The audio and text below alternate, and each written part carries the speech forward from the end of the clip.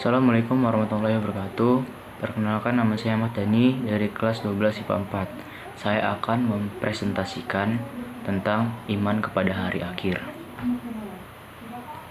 Saya akan menjelaskan tentang yang pertama, apa pengertian hari akhir.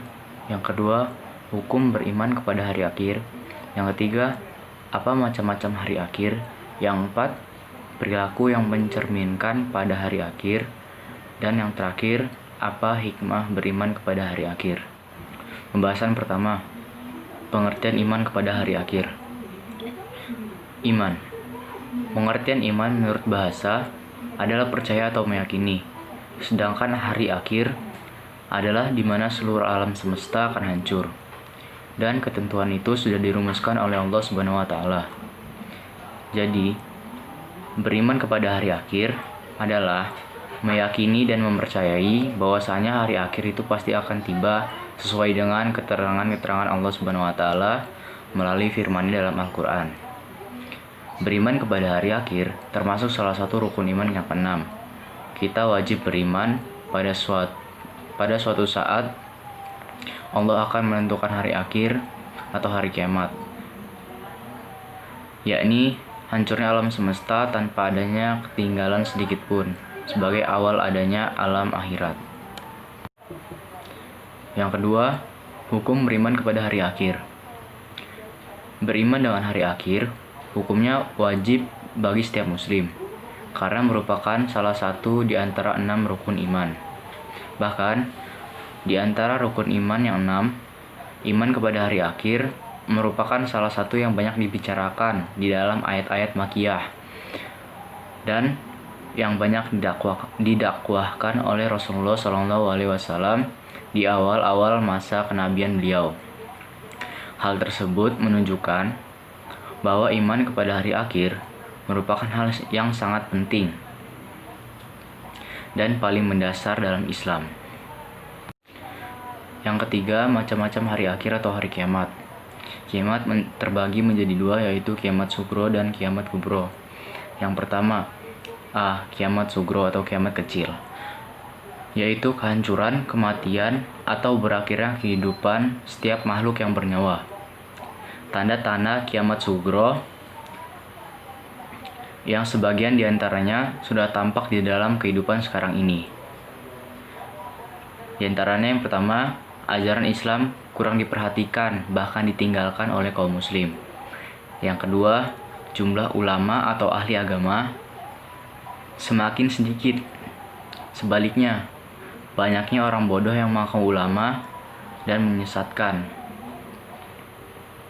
Yang ketiga, perzinahan dilakukan terang-terangan dan sudah menjadi suatu kebiasaan di masyarakat luas. Yang keempat, begitu pula mabuk-mabukan yang banyak dilakukan seolah bukan perbuatan yang diharamkan. Yang kelima, jumlah wanita semakin banyak dibandingkan dengan pria, dan mereka sudah tidak malu lagi berpakaian setengah telanjang. Dan yang B, ada kiamat kubro atau kiamat besar, yaitu peristiwa besar atau hancurnya atau binasanya alam semesta beserta isinya, sebagai awal dimulainya kehidupan akhirat. Kiamat pasti terjadi, tapi tidak seorang pun mengetahuinya, termasuk para nabi dan rasul, karena kiamat itu didatangkan secara tiba-tiba dan hanya Allah Subhanahu wa taala yang mengetahuinya. Tanda-tanda kiamat kubro atau kiamat besar. Waktu berputar semakin cepat, sehingga setahun serasa sebulan, sebulan serasa seminggu, seminggu serasa sehari, dan seterusnya. Matahari terbit di sebelah barat. Selanjutnya, keluarnya Dajjal, yaitu sosok pembohong yang menutupi kebenaran. Adanya Ya'juj Ma'juj, yaitu golongan umat manusia yang mempunyai kekuatan besar dan berpikiran sesat.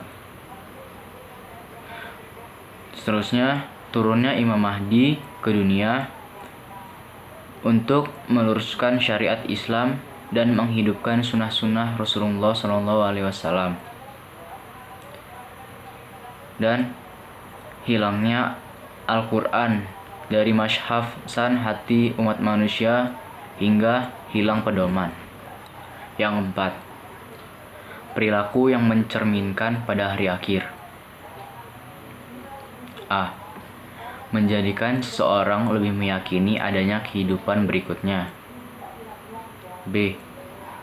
Meyakini bagian-bagian dari peristiwa hari akhir, seperti adanya hisab atau hari perhitungan, mizan, timbangan amal, surga dan neraka sebagai konsekuensi sebagai umat manusia untuk mempertanggungjawabkan semua perbuatan-perbuatannya selama hidup di dunia.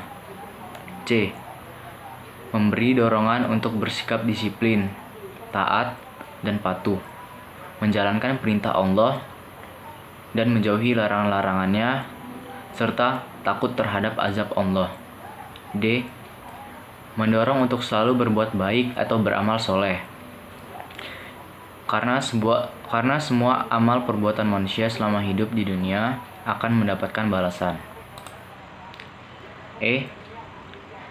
Iman kepada hari akhir akan memiliki nilai positif bagi hidup dan kehidupan manusia di dunia ini melalui kesadarannya untuk berperilaku sebagai berikut. Yang pertama, selalu bertindak hati-hati dengan mendasarkan kesadaran yang tinggi dan iman yang baik sesuai dengan ajaran Islam. Yang kedua, selalu disiplin dan mematuhi ajaran agama Allah karena Allah mengetahui segala perbuatan yang kita buat, selalu dipantau, dicatat, dan diperhitungkan pada pengadilan akhirat kelak. Yang ketiga, memiliki pandangan hidup optimis dan raja atau penuh pengharapan bahwa kelak Allah Subhanahu wa Ta'ala pasti akan memberi balasan yang setimpal atas perbuatan manusia sesuai dengan janjinya. Pembahasan kelima, yaitu hikmah iman kepada hari akhir. Yang pertama, memperoleh ketentraman dan ketenangan. Yang kedua, memperoleh keyakinan bahwa Allah Subhanahu wa Ta'ala akan membalas segala perbuatan manusia, baik maupun buruk. Yang ketiga, berperilaku baik. Yang keempat, berani dalam membela kebenaran dan rela berkorban. Yang kelima, tidak iri terhadap kenikmatan orang lain. Dan yang terakhir, terhindar dari sikap tamak, rakus, dan kikir. Terima kasih atas perhatiannya. Wassalamualaikum warahmatullahi wabarakatuh.